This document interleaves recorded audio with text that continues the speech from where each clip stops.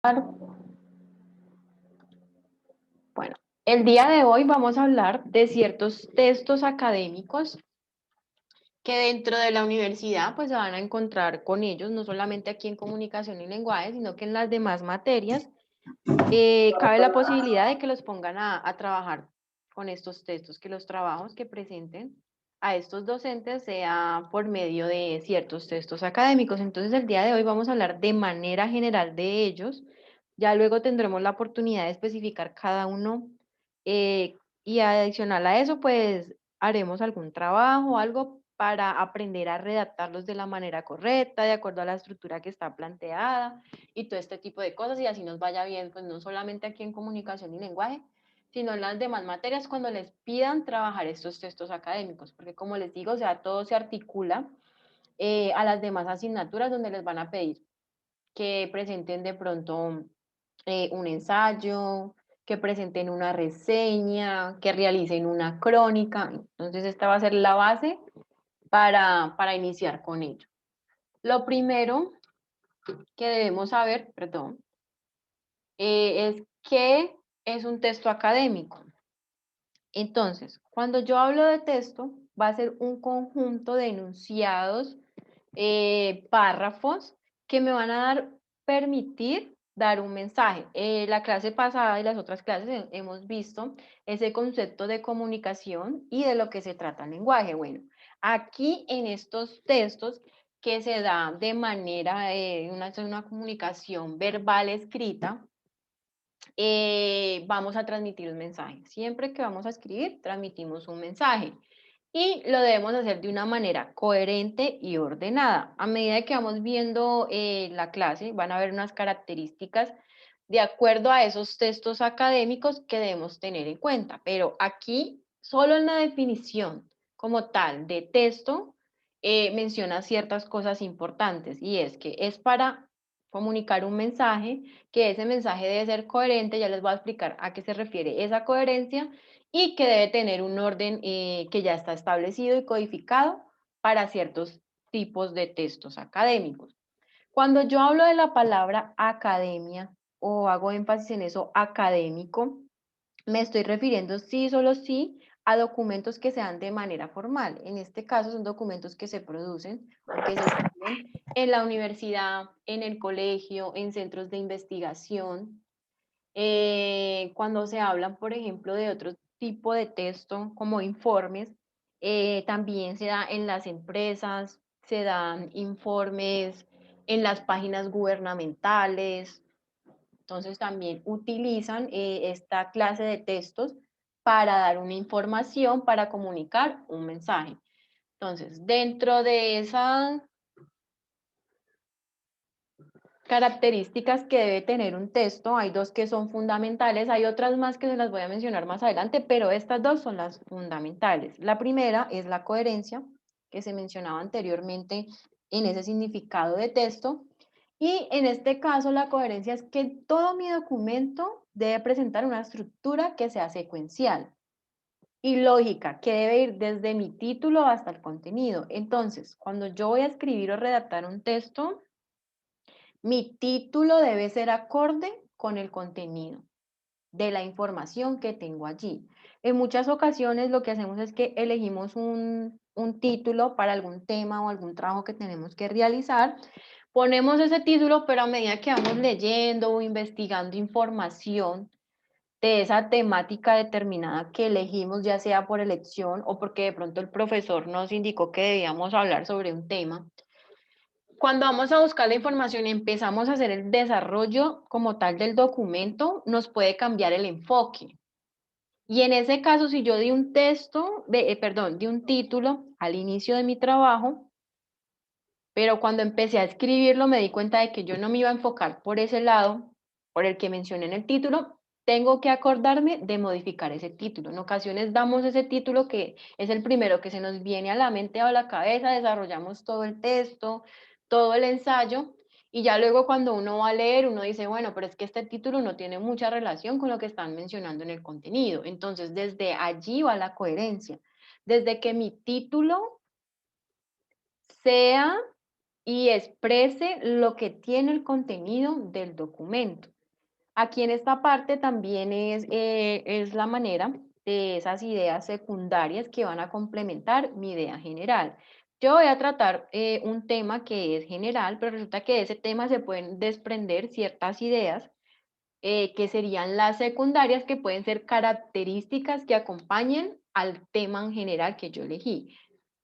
Yo puedo elegir un problema ambiental y de esos problemas ambientales son muchos, pero voy a hablar de uno en detalle. Entonces elijo el problema ambiental de la contaminación, no sé, atmosférica por gases de las industrias. Entonces, allí yo voy a hablar de ese tema en general, que va a ser mi idea primaria, que es la contaminación ambiental por las industrias, pero puedo tener unas ideas secundarias en donde yo defina, por ejemplo, cuáles son los gases, cuáles industrias contaminan más, ¿sí ven? Son ideas que se originan a partir de esa idea principal. ¿Cuál es la idea principal? El problema ambiental, de la contaminación ambiental, perdón, de la contaminación atmosférica de las industrias. Luego hay otro concepto que va dentro de ese texto y es la cohesión. ¿Qué es esa cohesión? Es la manera en que yo relaciono, ya sea unas palabras, unas oraciones o unos párrafos dentro de mi texto, utilizando conectores para esas ideas, utilizando signos de puntuación. Entonces les voy a mostrar de qué se trata esa cohesión. ¿Cómo la utilizo dentro de un texto? Les voy a poner ahí un PDF. Por favor, me indican si se ve compartido el PDF. Que alguno me mencione Sí, si lo... profe, sí se ve. Listo, bueno. Entonces resulta que este PDF tiene mucha información. La cohesión, en este caso, además de cómo perdón, esas ideas que tengo, esas oraciones, pues no vamos a leer mucho de lo que hay aquí, pero sí les voy a mencionar algunos respecto a los signos de puntuación. Entonces, en este caso aquí tengo un punto seguido. Ese punto seguido, según la cohesión, me está mencionando de que yo hice un paro allí para continuar con una información complementaria a lo que ya mencioné. Miren que no es un punto aparte. Cuando yo hago un punto aparte, ya quiere decir que voy a entrar a hablar de otra característica del tema, de otra cosa diferente a lo que se expresa en el párrafo anterior. En este caso, cuando es un punto seguido, voy a indicar, bueno, voy a mencionar más cosas que acompañen el párrafo anterior. Eso es cohesión. Les voy a mostrar otro tipo de cohesión. En este caso, miren, aquí hay una tabla. Resulta que yo para poder eh, ubicar esta tabla aquí, en este trabajo, antes de eso, tengo que tener algo de cohesión. Y en este caso, en el párrafo anterior, a yo poner esa tabla en el texto, miren que aquí dice ver, tabla número 1. Describo qué voy a presentar en la siguiente información. La siguiente información es una tabla, entonces yo aquí lo que digo es, bueno, en la siguiente tabla ustedes lo que van a poder ver es en el mercado una nueva generación de videojuegos. Luego yo me voy a ver la información de la tabla y digo, sí, bueno, aquí está la nueva generación de videojuegos que son videojuegos activos y aquí me muestran pues los soportes, algunos ejemplos, el nombre de los videojuegos. Entonces, esa es otra manera de cohesión. Ya les voy a mostrar otra, en este caso, miren, aquí hablan de los objetivos, entonces aquí ellos me mencionan esta parte de que después de esos dos puntos aparte voy a mencionar algo, casi siempre se hace cuando voy a listar algo. Entonces aquí miren que aunque no tiene un número, estos objetivos están con un guión indicando que son diferentes y que cada uno pues significa o está midiendo algo diferente. Entonces, dos puntos y empiezo a listar eso. Por acá más abajo también hay otros dos puntos, miren, aquí.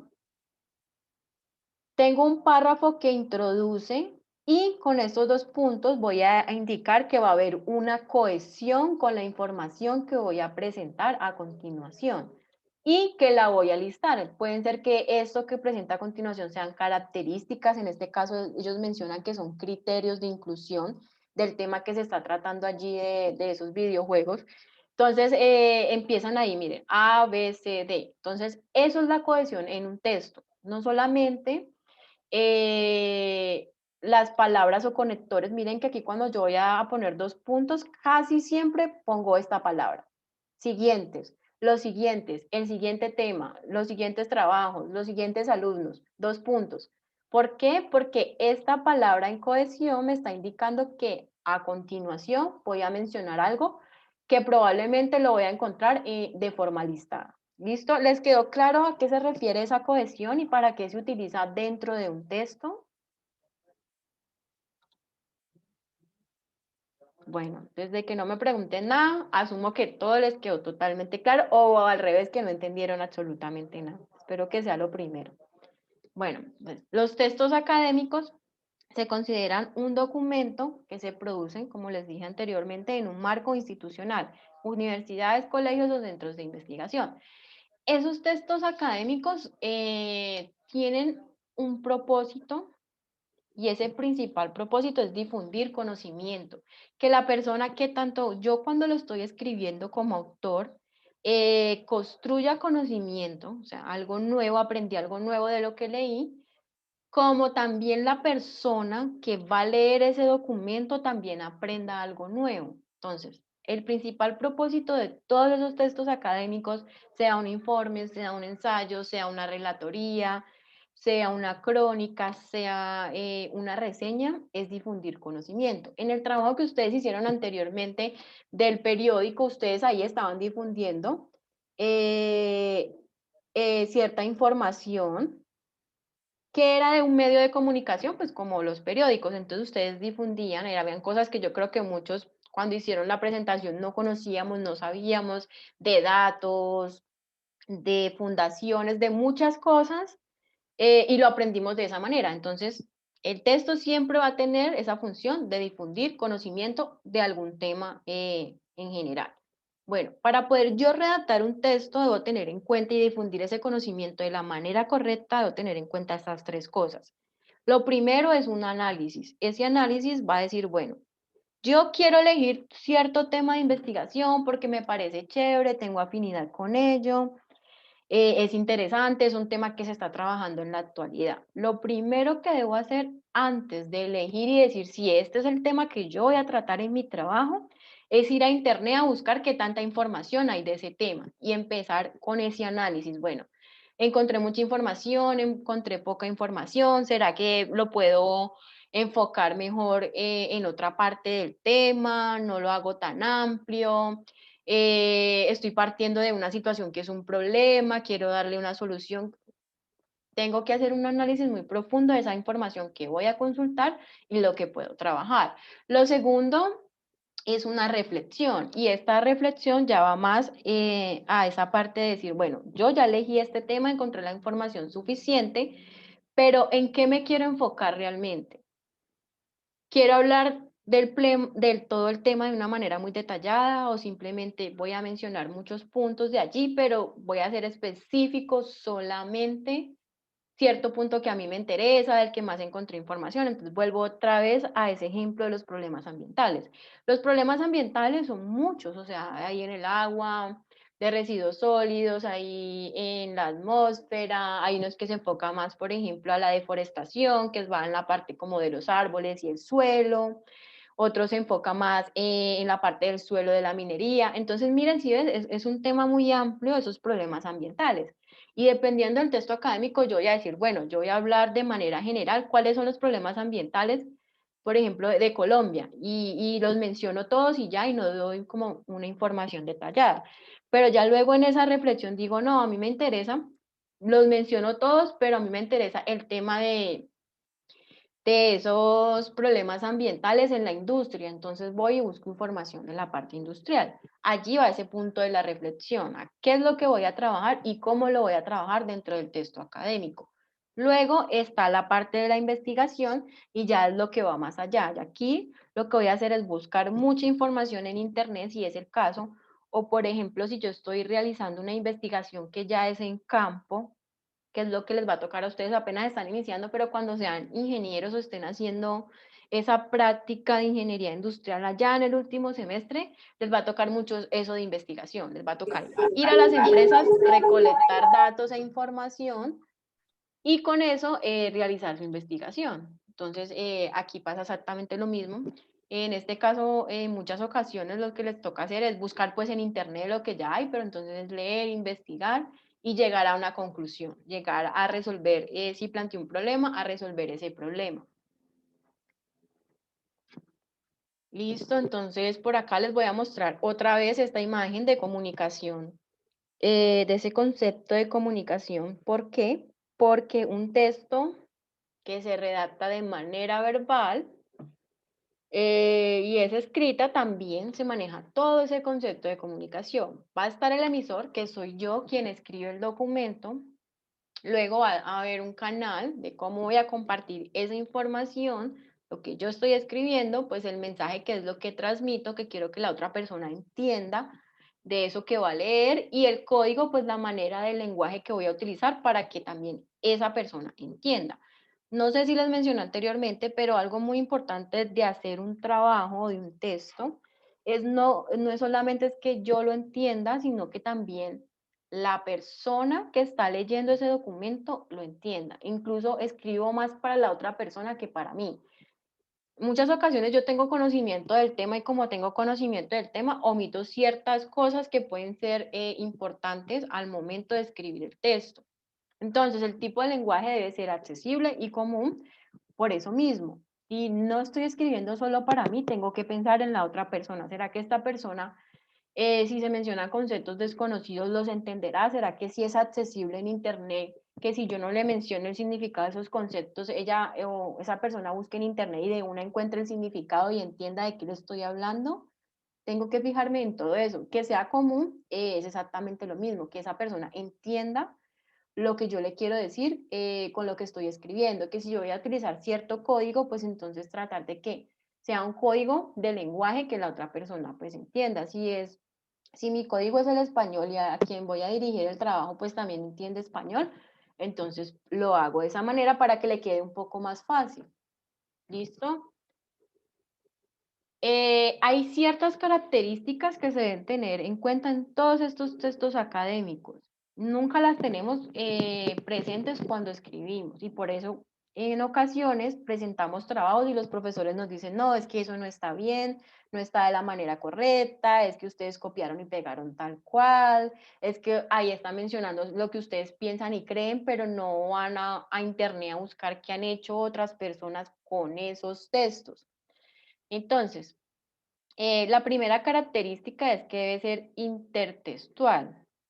Con esto estoy haciendo referencia a que yo tengo que ir a buscar en internet información que fundamente lo que estoy mencionando con mis palabras. Yo puedo tener mucho conocimiento y saber de un tema, pero siempre en estos textos que son tan formales, así yo con mis palabras describa qué significa el tema que voy a tratar, debo de ir a internet, buscar información que esté publicada de alguien que verificó con datos y publicó en internet de que eso que yo menciono es verdad. Es la forma de fundamentar y de tener una base y que la persona que lea mi documento diga, "Ah, bueno, no, esta persona mencionó o habló sobre ese problema, pero también busco información en internet de alguien que ya hizo una investigación más a fondo y está confirmando lo que está mencionando él aquí en su trabajo, en su ensayo. Entonces, para que lo tengan presente, siempre debo recurrir a investigar y tomar información de otros textos. Obviamente, si la voy a tomar, debe ser de la manera correcta.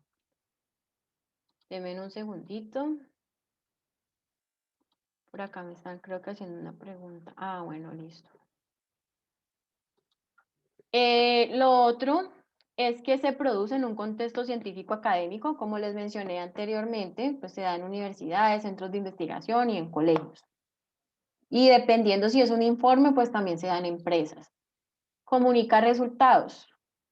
Cuando yo voy a redactar un texto, también tengo que tener en cuenta de que debo comunicar algo. Debo primero adquirir esa parte de los procesos intelectuales. Primero debo aprender yo algo de eso que leí, de eso que estoy investigando, de ese tema que me pareció interesante. De allí aprendo, construyo conocimiento y genero un proceso intelectual. Ese proceso intelectual hace referencia a lo que yo aprendí, que puede ser algo que no hayan hecho otras personas, sino que leyendo tanta información entendí y comprendí algo de eso que leí. Entonces, esos son los procesos intelectuales de investigación. Entonces, en el caso de la investigación, si leí algo, me pareció interesante y lo documenté en mi texto, entonces también estoy comunicando resultados de investigaciones que ya realizaron otras personas. Y de reflexión, y en este punto, entonces aquí yo ya voy a hablar de lo que yo pienso o creo de ese tema que estoy eligiendo para hacer mi trabajo. Otra cosa es que busca persuadir acerca de su validez. Esa palabra persuadir hace referencia a convencer. Cuando yo hago un trabajo, tengo que convencer de lo que es, que lo que está en ese trabajo es muy importante, que le va a aportar algo a la persona que va a leer, a ese receptor que va a leer la información que le estoy dando, que ese mensaje que estoy transmitiendo es un mensaje tan importante y que va a contribuir tanto a esa persona que debe leerlo. Otra de las características que se deben tener ahí, de esas 7 que son, es que debo sustentar mis argumentos de una manera muy clara. En este caso, yo ya les había mencionado que debían elegir temas pues que sean como muy comunes y eso, pero que adicional tengo que investigar en otros textos académicos. Entonces, mi argumento, yo cómo lo voy a sustentar, entonces voy a decir, no, miren, que yo creo que este tema o esto es así por estas y estas razones. Y mencionan de información que encontraron en internet que digan que sí, que eso que ustedes están mencionando allí o indicando en su texto de sus argumentos, de la conclusión a la que ustedes llegaron, eso es verdad porque otros autores también llegaron a la misma conclusión que ustedes llegaron. ¿Listo? Luego de allí está la parte 6, que es donde se mantiene un discurso muy formal. Y en este caso, eh, denme un segundito.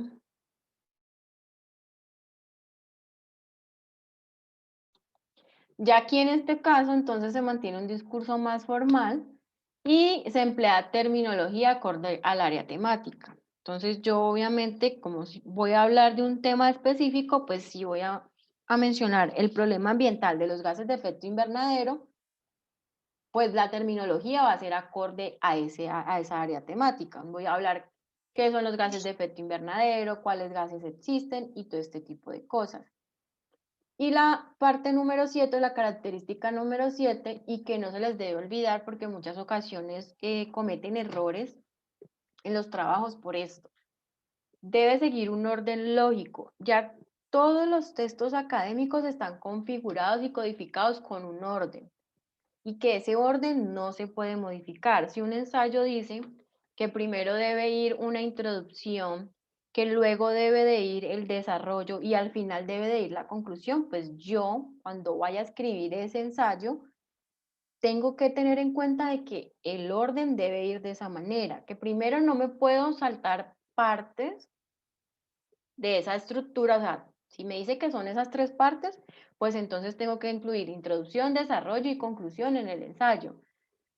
Si me dicen que va en ese orden, que primero va la introducción, luego va el desarrollo y luego va la conclusión, pues en el texto también debe ir en ese mismo orden.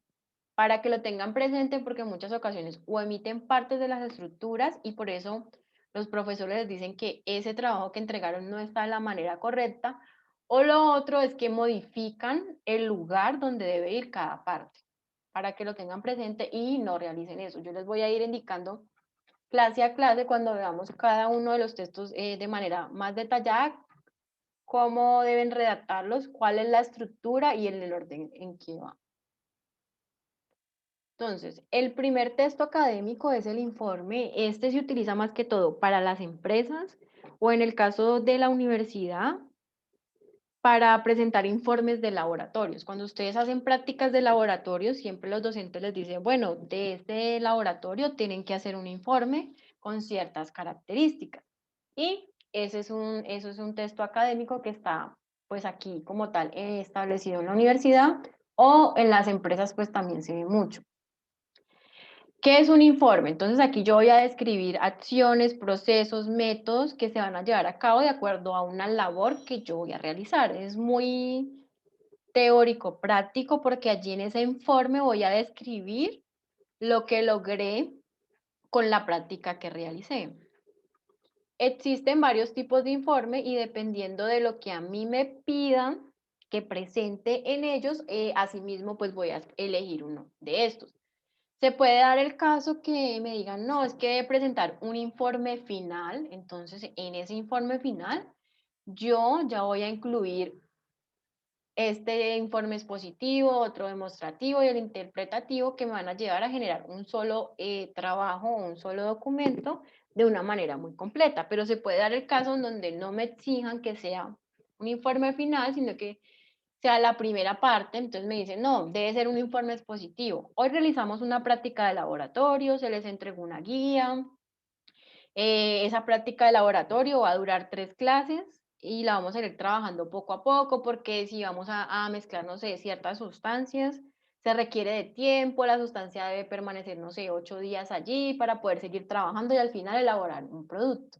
Entonces, en ese caso, el profesor les dice, no, en esta primera parte de esta práctica número 1 simplemente van a hacer un informe expositivo. ¿De qué se trata ese informe expositivo? Bueno, entonces aquí lo que yo voy a hacer es que voy a describir un hecho o una secuencia de hechos carente de interpretaciones personales. Aquí simplemente voy a decir, bueno, nosotros vimos el laboratorio se trataba de este tema, dentro del tema seguimos, utilizamos cierta metodología con los siguientes pasos y ya, hasta ese punto ahí no voy a decir, no, es que tomé datos y los datos me dieron eso, es que yo pesé, es que yo comparé, o sea, nada de esa parte tan específica lo puedo poner allí.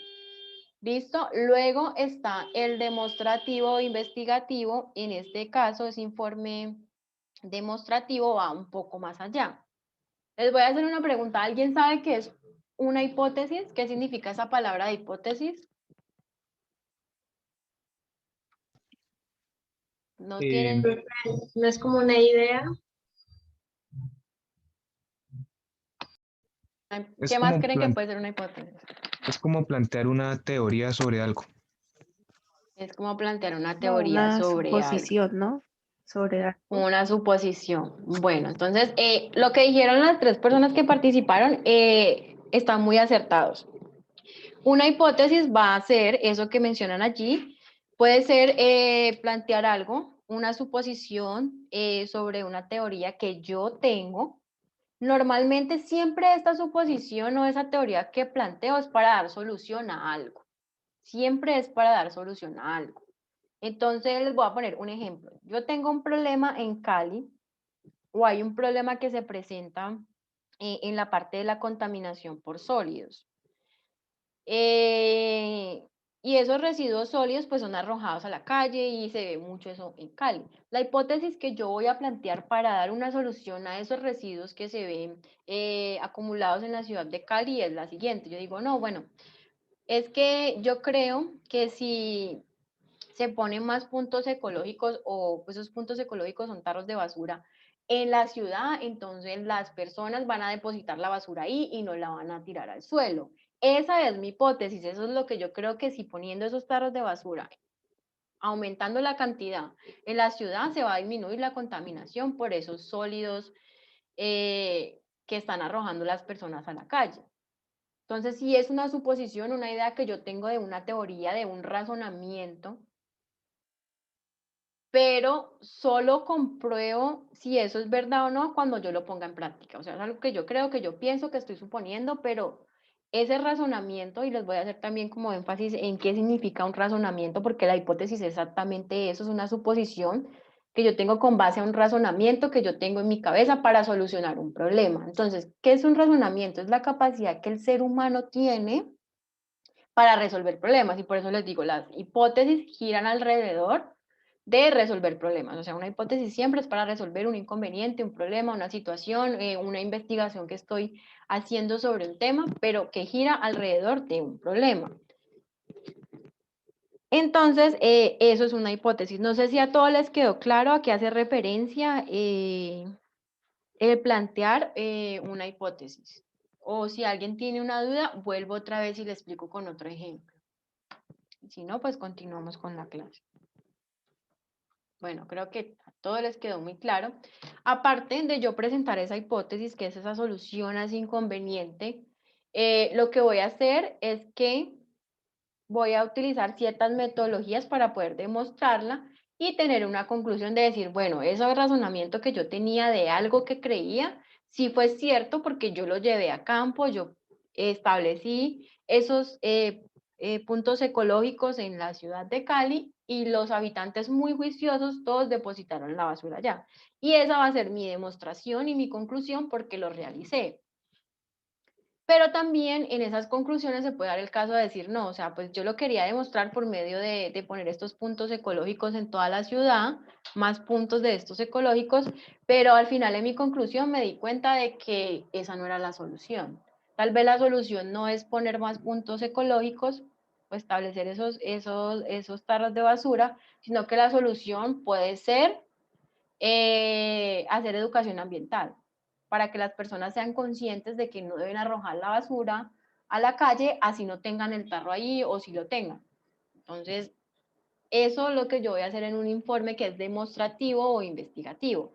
Luego de allí está el informe interpretativo. Este sí ya va mucho más allá, porque aparte de describir todos los hechos, de demostrar la parte práctica que yo realicé, ya debo analizarlos y decir bueno, esto no funcionó por estas y estas razones. Se debe cambiar, se debe modificar cierta metodología, se debe presentar más apoyo, o sea, a la conclusión que yo llego, pero tomando un análisis para cambiar esas decisiones. ¿Qué es lo que yo debo cambiar? ¿Qué fue lo que establecí o lo que hice que no estuvo bien? Dado en el caso del ejemplo del laboratorio en la universidad, si estamos en un laboratorio de química y yo llevo mi trabajo y mezclo dos sustancias para poder llegar a un producto, pero resulta que cuando yo realicé esa práctica de laboratorio, en unos pasos no lo hice de la manera correcta. No pesé las sustancias o las materias primas como se debían pesar, decía que debía tenerlas, no sé, cierta cantidad de tiempo y yo no calculé el tiempo y al final lo que obtuve fue que no llegué a ese producto que quería elaborar, no sé si quería elaborar, no sé, un champú, unos talcos, bueno, cualquier producto que se dé en un laboratorio de química. Entonces, en este punto yo ya voy a dar esa interpretación. No, es que yo no pude llegar a ese producto final. ¿Por qué? Porque cometí errores. ¿Cuáles fueron los errores? ¿Por qué los cometí? ¿Qué se debe cambiar? ¿Qué se debe mejorar? ¿Listo? Eso se da en ese punto número 3. Y pues según estos tipos de informes también va a haber una estructura o unas partes que debe tener cada uno de ellos. Entonces está una introducción, un desarrollo y una conclusión. En el punto de la introducción simplemente voy a abarcar el tema al punto de explicar de qué se trata, o sea, qué tema voy a trabajar o si estoy girando alrededor de un problema ambiental, entonces voy a especificar cuál es el problema ambiental o de cualquier situación, problema que se presente en una empresa, en el laboratorio, en fin, en cualquier área, y solamente voy a hablar de ese problema, de qué se trata, cómo puede ser la manera posible de trabajarlo. Allí también planteo esa hipótesis. Luego sigue el desarrollo. Yo aquí en el desarrollo voy a incluir más datos. En el desarrollo del informe voy a poner qué metodología utilicé, cómo fueron los pasos, si era muy específica, si debía calcular de pronto algo, con qué fórmula tenía que calcular esos resultados. Luego voy a exponer los resultados que obtuve. Entonces ahí simplemente voy a poner datos.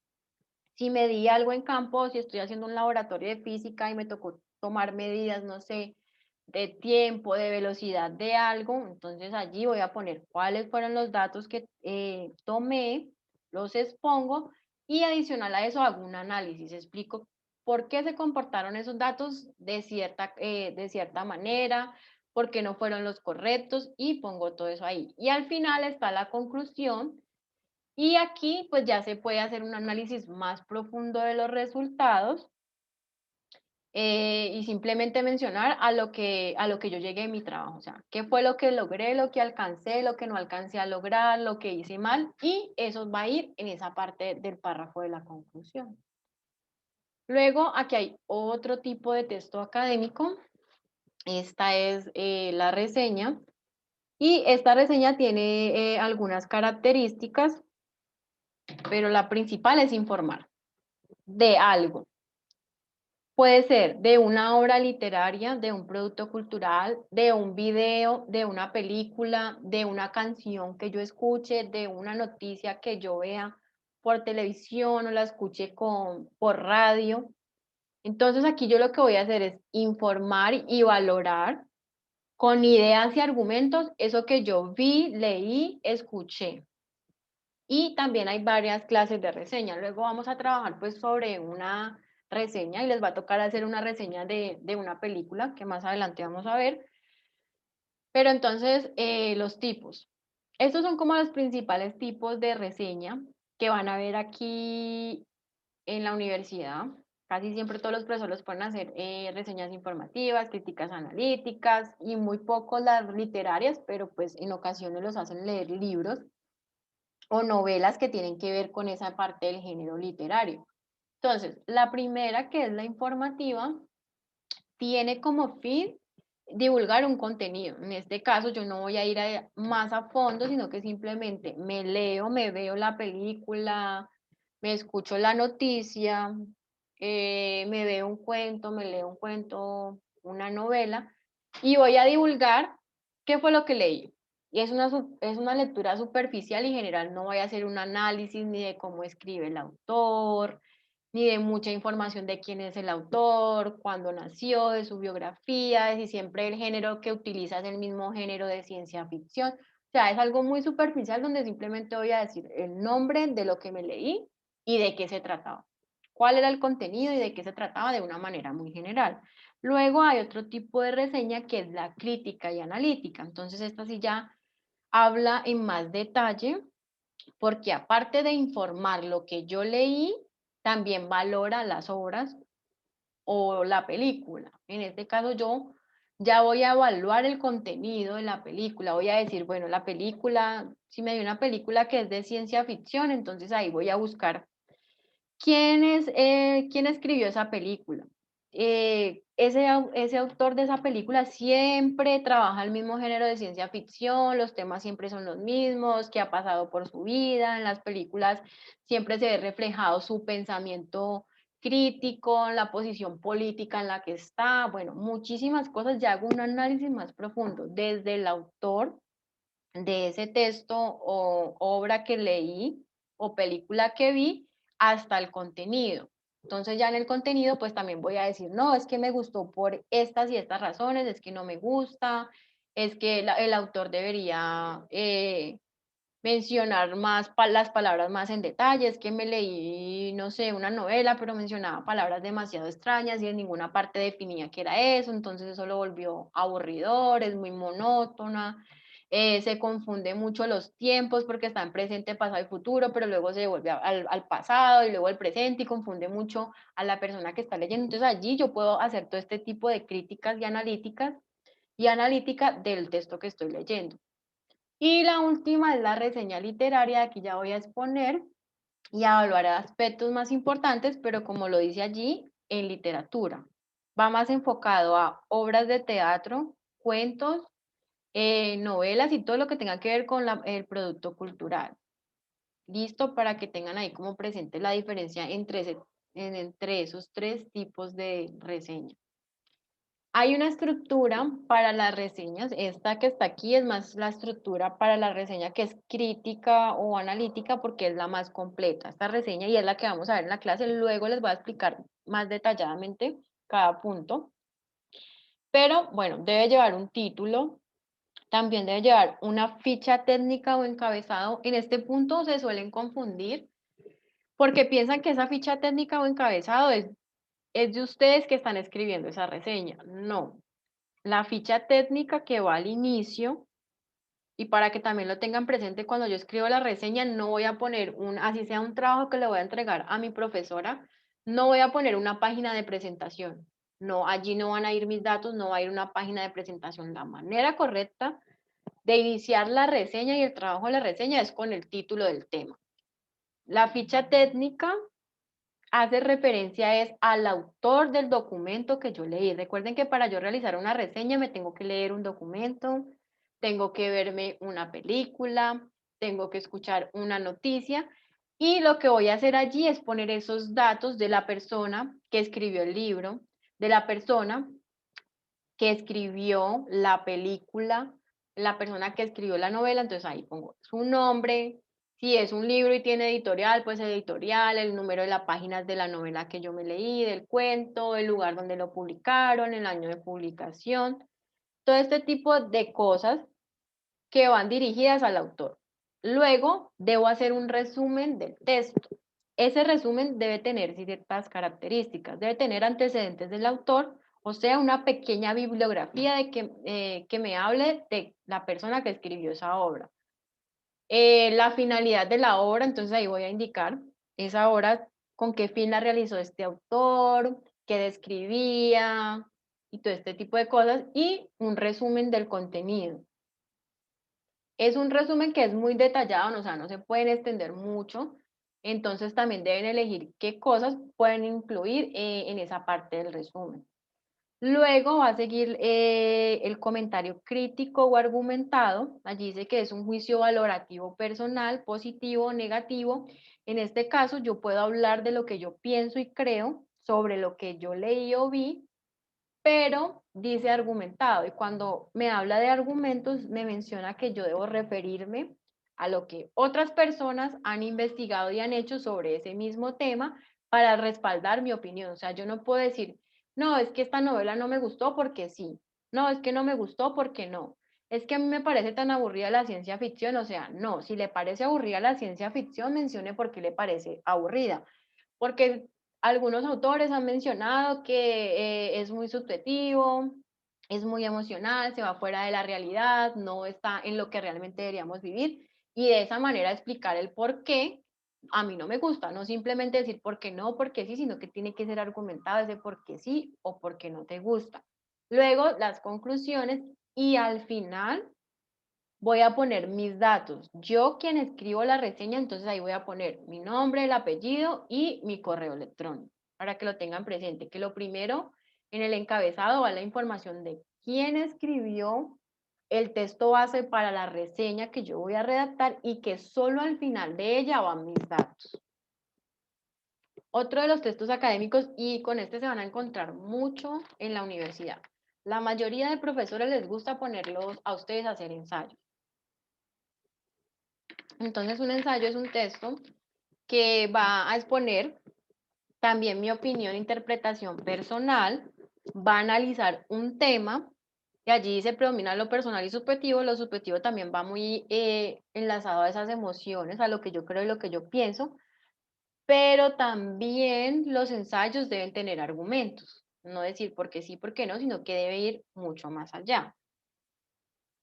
Hay 4 grandes clasificaciones de este texto académico, y ya les voy a mencionar pues como cada una de ellas y las características, pero les voy a indicar cuál es el que más trabajan aquí en la universidad. Entonces está el primero, que es el poético literario, y este pues es más para la parte de sensibilidad del autor, de las personas que les gusta redactar poemas, poesía, cuentos. Entonces es un ensayo dedicado a esa parte, a ese tema, donde se ve mucho la sensibilidad en mía como reseñador o como autor de un texto. No se ve tanto en la universidad que utilicemos este tipo de texto académico de ensayo.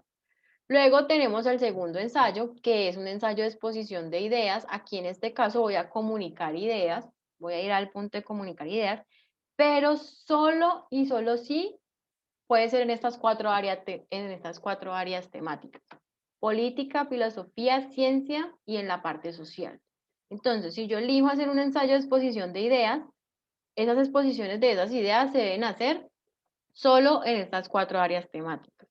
Está el tercero, que es el ensayo analítico crítico, y aquí en este caso ya se va a analizar con profundidad una idea, y ya voy a ir más allá, voy a buscar información, pero en este punto no voy a argumentar. En este ensayo yo solamente voy a buscar información, hay una idea, voy a analizarlo, qué es lo que hay en internet, qué fue lo que encontré, qué dijo este autor, qué dijo este otro autor, comparo lo que ellos mencionaron, pero en ningún momento voy a dar como esa opinión personal de si me gusta o no me gusta lo que estoy escribiendo, el tema que elegí, lo que está diciendo cierto autor. Aquí en este punto no voy a ir hasta ese nivel de hablar del tema así. Cuando yo ya hago un ensayo argumentativo, entonces aquí sí voy a dar mi opinión como autor. Voy a investigar sobre el tema.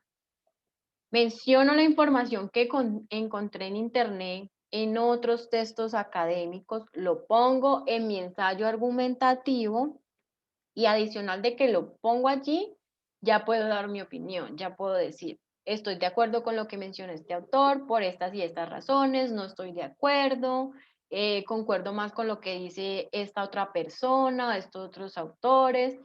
Y adicional a eso, tengo que convencer a la persona que está leyendo mi ensayo de mi posición, de mi opinión y de la posición que tengo respecto al tema y decirle, vea, lo que yo le estoy diciendo es cierto o es verdad, porque estoy justificando mis argumentos con estas razones, con esto que dijeron estos autores, que en su información llegan al mismo punto donde yo llegué, llegan a la misma conclusión y es verdad lo que yo les menciono a ustedes. Entonces, eso es lo que debo comunicar en un ensayo argumentativo.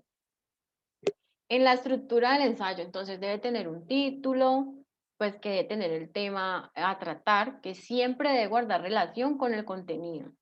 Más adelante les voy a explicar algo sobre el título y la manera correcta de escribir un título.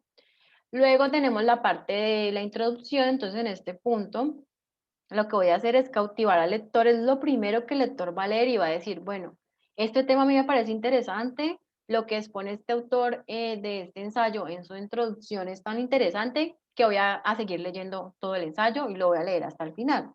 Si yo en la introducción no cautivo al lector, pues obviamente se va a quedar hasta allí y no van a leer lo que yo escribí. Entonces es muy importante porque es la manera de atraer, aparte del título, con esa introducción, atraer a la persona que va a leer mi documento. Lo tercero es el desarrollo, y en ese desarrollo voy a sustentar la tesis. Esa tesis hace referencia a la opinión o la teoría que yo tengo sobre cierto razonamiento que realicé y voy a exponer las ideas que giran alrededor de ese razonamiento. Entonces ahí ya voy a argumentar, voy a dar mis criterios, voy a buscar información en internet, la voy a poner allí, voy a exponer las características de ese tema que yo elegí, las ideas que tengo yo, las ideas que tienen los demás autores y toda esa información la voy a incluir en el desarrollo. Y ya luego está la parte de la conclusión o las conclusiones donde yo voy a reexaminar ese razonamiento que yo realicé sobre un tema específico. Voy a mirar qué inquietudes se me generaron a partir de eso que leí, no necesariamente en un ensayo al final en su conclusión, tienen que resolver todas las inquietudes que tenían planteadas de ese razonamiento, no necesariamente. Incluso cuando uno trabaja algunos temas, entre más lee, más inquietudes se le generan. Entonces, en ese caso, ustedes aquí pueden dejar ese punto abierto y decir, no, yo leí el tema, pero se me generaron más inquietudes y las voy a poner allí, no investigué más sobre ello, porque el ensayo debe ser más corto, porque no encontré mucha información, pero de lo que leí se me generaron dudas, inquietudes y entonces ahí las puedo poner en esa conclusión. También las afirmaciones, entonces decir al punto o a lo que yo concluí, a lo que yo llegué con lo que yo leí, con lo que hice en mi ensayo, con el objetivo que tenía del tema que elegí y lo debo poner ahí, de esa manera. Hay otros dos textos, está la crónica y la relatoría. En el caso de la crónica también en ocasiones los ponen a hacer crónicas. Simplemente es exponer o contar una historia o acontecimientos o situaciones que ocurrieron, narrando, es un texto narrativo, los hechos, pero en un orden cronológico de tiempo. Esto se utiliza mucho para redactar sucesos de noticias, redactar sucesos históricos. Entonces, si yo voy a hablar de un suceso en la historia, lo voy a mencionar cronológicamente, menciono en qué año ocurrió, dónde se inició, cuándo terminó, qué sucesos ocurrieron entre ese año de inicio y ese año de terminación, y lo voy a hacer en ese orden cronológico de tiempo, año a año, hora a hora, y es la manera correcta, y simplemente narro o cuento hechos que pasaron en un orden de tiempo. Luego está el otro texto que es la relatoría. En este caso, esa relatoría tiene como objetivo presentar un informe de lectura. Aquí simplemente voy a leer algo y con mis propias palabras voy a hacer un resumen de lo que yo leí ahí. Y si me generaron dudas o cuestionamientos, entonces también lo pongo allí. Esto es muy parecido a lo que ustedes hicieron en la primera actividad, donde yo les decía, bueno, se leen la noticia y de esa noticia me van a hacer un resumen con sus palabras, donde me indiquen qué hay en esa noticia, qué se expone. Muchos de ustedes cuando leían las noticias hacían el resumen y cuando hicieron la presentación daban hasta su opinión, su cuestionamiento respecto a lo que habían leído. Entonces, de eso se trata una relatoría. Leerme algo y con mis palabras hacer un resumen de eso que yo me leí y también puedo poner allí lo que yo pienso, es poner cuestionamientos respecto pues a ese tema que estoy investigando.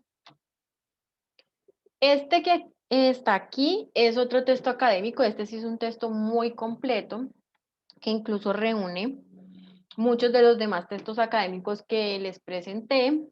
Esta estructura de este texto se usa mucho para los trabajos finales de las materias, para los proyectos de curso, tiene cierta similitud en su estructura. Entonces también lo van a ver mucho, casi siempre es al final del semestre. Entonces voy a tratar también de explicarles cómo se redactan, cuál es pues, la estructura, el orden que deben tener en cuenta. Pero como les digo, poco a poco vamos a ir viendo estas clases en el semestre. Entonces, un artículo científico va a ser un informe escrito, pero resulta que ese informe escrito siempre tiene que estar publicado.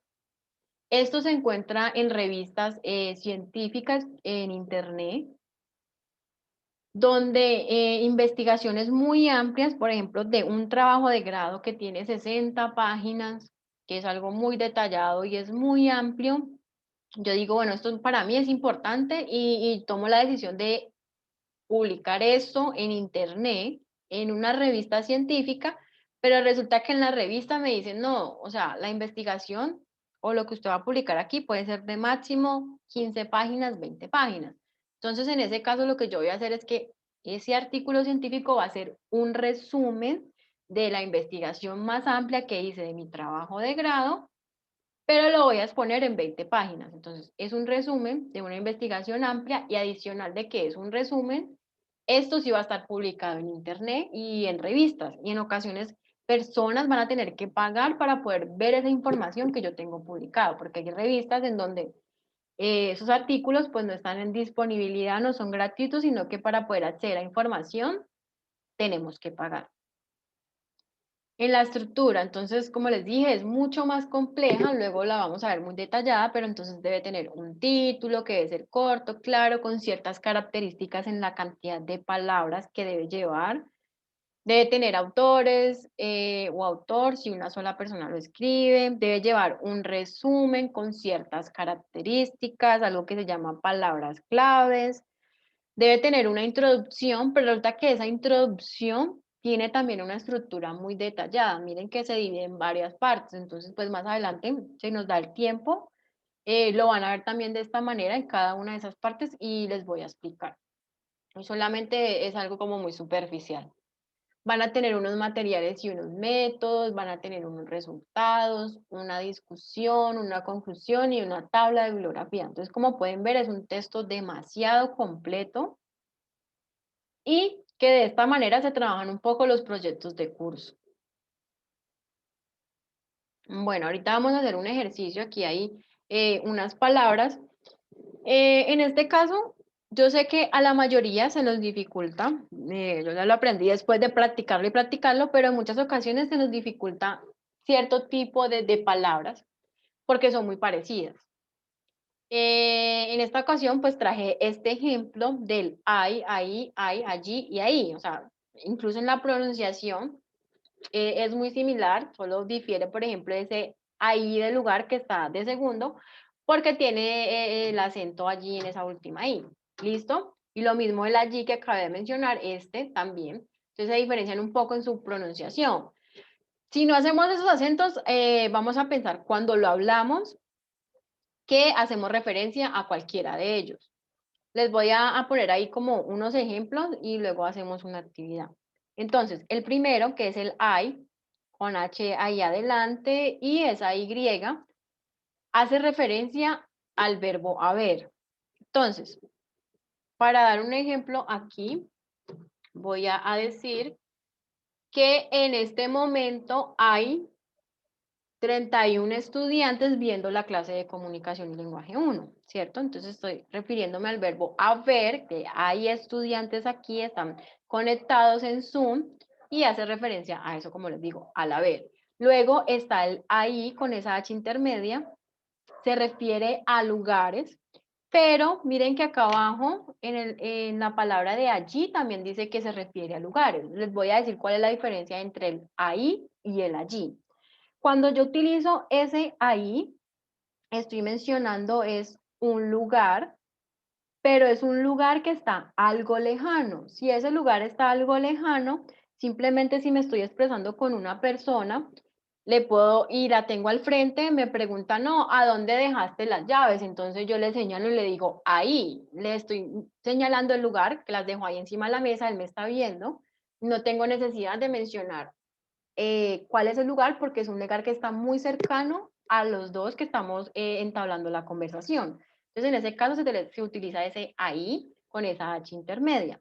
Cuando yo voy a utilizar el allí, ese allí hace referencia y dice, mira ahí, en aquel lugar. Entonces, cuando yo ya menciono ese en aquel lugar, es un lugar que está más lejano, tanto de la otra persona como de mí, y que adicional tengo que mencionarlo. Entonces les voy a dar un ejemplo. Alguien llama a otra persona y le pregunta, el mismo ejemplo de las llaves, entonces le dice, ¿dónde dejaste las llaves? La persona que le responde le va a decir, las dejé allí encima del escritorio. Entonces ya, no, como no están teniendo esa relación cerca y el lugar que está mencionando es un lugar lejano que la otra persona no está observando y no está viendo, entonces voy a utilizar ese allí, para que lo tengan muy presente, y casi siempre se menciona el lugar donde están las cosas.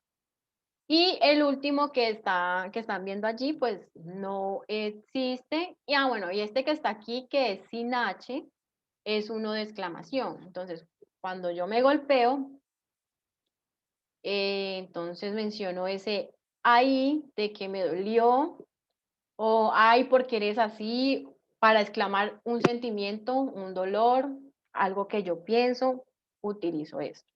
El ejercicio que vamos a hacer ya mismo, y es para todos, es que deben por el chat enviarme ejemplos, deben construir ejemplos, pero es algo muy rápido, con estas 4 palabras que están allí. No uno, sino tienen que ser ejemplos de cada uno. O sea, son 4 ejemplos que cada estudiante me debe enviar por el chat. A los primeros 5 que lo hagan, les voy a poner allí o tener en cuenta una nota adicional para la nota más baja de este corte. ¿Listo? Entonces, allí lo pueden ya realizar. Como les digo, tienen que ser los 4 ejemplos. Yo verifico que estén de la manera correcta y lo envían por allí, por el chat.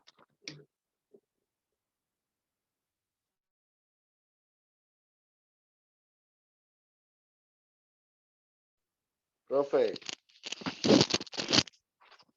Dime. ¿cómo así por ahí, que lo escribimos por ahí mismo? Sí, en el chat lo ponen allí y los envían. Como les digo, eso, o sea, los primeros 5, pero Isabela, tienen que ser en el canal general, no solo para mí, sino para todos, pero que estén los 4 ejemplos. Allí solo enviaste uno. Si estás del celular, ponle ahí punto y coma o un punto seguido y pone los 4 ejemplos. Sí, miren lo que realizó Brian. Miren el ejemplo de Brian y los demás háganlo de esa manera. O sea, son 4 palabras, 4 ejemplos diferentes y los voy a poner de esa manera. Y lo envían al canal general. Los primeros 5 que hagan eso, les voy a dar esa nota ahí adicional. Entonces, el primero es Brian, que dice, hay un lugar hermoso en el cielo, ahí está tu papá, ajá, ay caramba, allí en el comedor está tu cena para cuando arrimes. Listo, Brian. Entonces ahí ya te voy a poner en el listado de que te ganaste ese punto. Ya voy a ir leyéndolo poco a poco y ya les voy a decir hasta qué punto les voy a dar ahí ese punto. Entonces, Brian va a ser el primero. Vamos a ver el segundo ejemplo.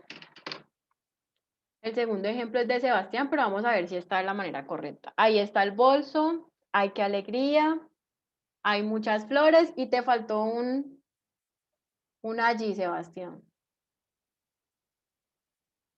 Kevin dice,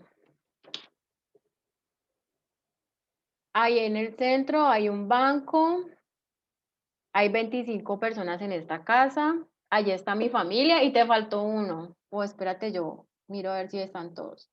A Kevin también le faltó uno, entonces, si envían el ejemplo que les falta, los pongo allí, que les faltó uno. Eran 4 ejemplos y solo mandaron 4.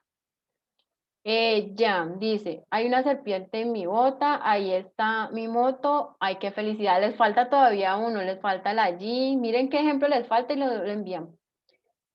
Allí está, ajá, Sebastián ya cumplió con los 4 ejemplos. Profe, ahí le puse el último que me faltaba. Bueno, ya voy a ver. Espérenme que voy por Verónica. A Jan también le falta. Verónica dice, ahí está mi cuarto, ay, olvidé la clase de hoy, hay muchas tareas para mañana y le sigue faltando el Profe, allí. ya lo coloqué Bueno, abajo, ahí está. espérame que vamos a ver, Vanessa. En Cali hay 2228, ahí está tu cama, ahí me dolió, allí vas a estar. Entonces, Vanessa, siguiendo con ese orden. Vamos a ver, Freddy, hay una montaña en la vía y están bailando, ahí me golpeo, allí en el escritorio dejé el libro. Freddy también. Denme un segundito, voy a verificar los demás. 1, 2, 3, 4. Me falta, bueno. Sigue Darling, vamos a ver. Ahí me dolió el dedito chiquito, hay mucho polvo en la casa, ahí en el comedor están las llaves, ahí en el parque está toda la familia. Voy a verificar los de Verónica. Profe, no se debe olvidar sin el mío. El mío. Kevin, vamos a ver, espere, Verónica y Kevin. El mío también, el mío también. Y Jean, hasta ahí terminamos. Entonces, Sí, allí en sí. ajá, está mi tío, allí en el comedor está el computador. Ay, profe, se me olvidó, ese es el último ejemplo, profe. Listo. Entonces, en los ejemplos quedaron, ya les voy a decir quién. Le di más puntos a varios porque les había faltado, entonces ahí hay más. Igual ahora vamos a hacer otra actividad, entonces van a tener la oportunidad. Verónica y Kevin Grisales.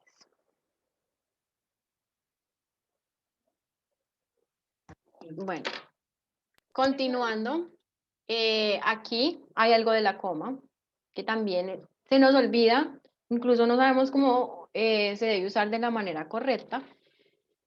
Siempre lo usamos para hacer pausas en el texto, pero resulta que no solamente se debe usar para las pausas en el texto, está bien utilizarla para pausas, pero también se deben utilizar esas comas para darle sentido a las oraciones o a lo que yo quiero decir. Entonces, en el caso de este ejemplo dice, hora de comer niños. Como ven abajo dice, las comas salvan vidas. ¿A dónde será que va esa coma? ¿Quién me dice a dónde va? Esto no va por puntos todavía. Pero que me mencione a dónde será que va la coma. ¿Dónde creen que va Después la de coma? comer. Después de Sí, comer. profe, después de comer. Exactamente. Hora de comer, niños. Entonces ahí ya estoy cambiando el sentido de la oración. Si yo no pongo una coma, me va a significar otra cosa. Estoy comunicando el mensaje que no es el correcto. Para que lo tengan presente, entonces va hora de comer, coma, niños, y ahí ya no sería esa parte gráfica que ven en la imagen que la abuelita se va a comer a los niños, sino que los está llamando para que vengan a comer. Otro de esos ejemplos, aquí está, miren que cambia también el sentido. En el primer caso dice perdonarlo, no matarlo. Aquí hace referencia a que no lo va a perdonar y lo va a matar. En el segundo dice perdonarlo, coma, no matarlo. Entonces, en el segundo me está diciendo, lo voy a perdonar, no lo voy a matar. ¿Sí ven la diferencia y la importancia de poner una coma no solamente para hacer pausas en el texto, sino para darle el sentido a lo que yo estoy diciendo y mencionando. Cambia totalmente una coma todo el sentido de lo que yo quiero decir. Como pueden ver allí, en el primero no lo quiere perdonar y lo va a matar. En el segundo dice, lo voy a perdonar y no lo voy a matar. Bueno, ahora sí viene el ejemplo. Lo mismo, son 5 personas, las primeras 5 que lo hagan de la manera correcta, van a tener ese punto ahí adicional. Se los voy a leer y ya luego ustedes deben acomodarlo de la manera correcta. César entró sobre la cabeza, llevaba el casco, en los pies las sandalias, en las manos la fiel espada. Pongan las comas en todo ese texto de la manera correcta y lo envían ahí también al chat.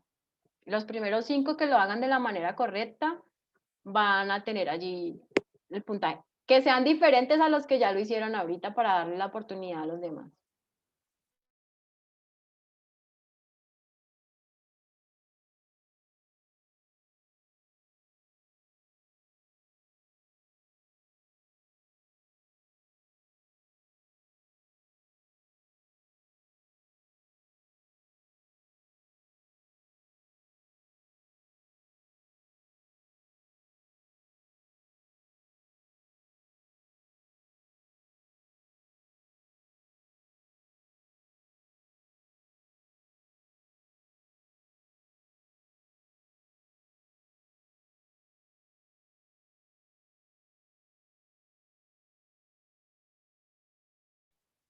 Ya voy a empezar a verificar. Sebastián ya no participa, señor.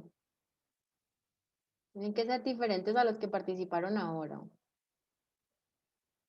Entonces, el primero, Juan David dice, César entró sobre la cabeza, llevaba el casco, en los pies las sandalias y en la mano la fiel espada. ¿Listo? Juan David, entonces ahí es el primero. César entró, sobre la cabeza llevaba el casco, en los pies las sandalias y en la mano la fiel espada. Valentina también ahí tiene su punto.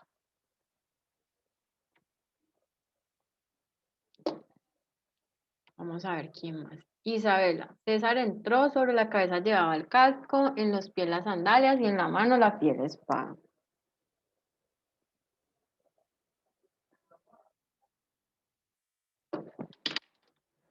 A Sebastián lo voy a saltar porque él ya participó, ya tiene su punto. A Kevin también. Hay que darle oportunidad a los demás. Darlene también. Voy a ir por Ginny. César entró, sobre la cabeza llevaba el casco, en los pies las sandalias y en la mano la fiel espada. Y vamos a ver quién está después de Ginny. Para ver, no, Jean-Pierre tampoco participa porque ya también tiene ahí el punto. Ah, no, perdón, era Jean Vergara. Ah, sí, Jean-Pierre, no, tampoco. César entró, sobre la cabeza llevaba el casco, en los pies las sandalias y en la mano la fiel espada. Por favor, es que ahí aparece J. Moon, ¿me das su nombre completo? Giniver David. Giniver, bueno, listo.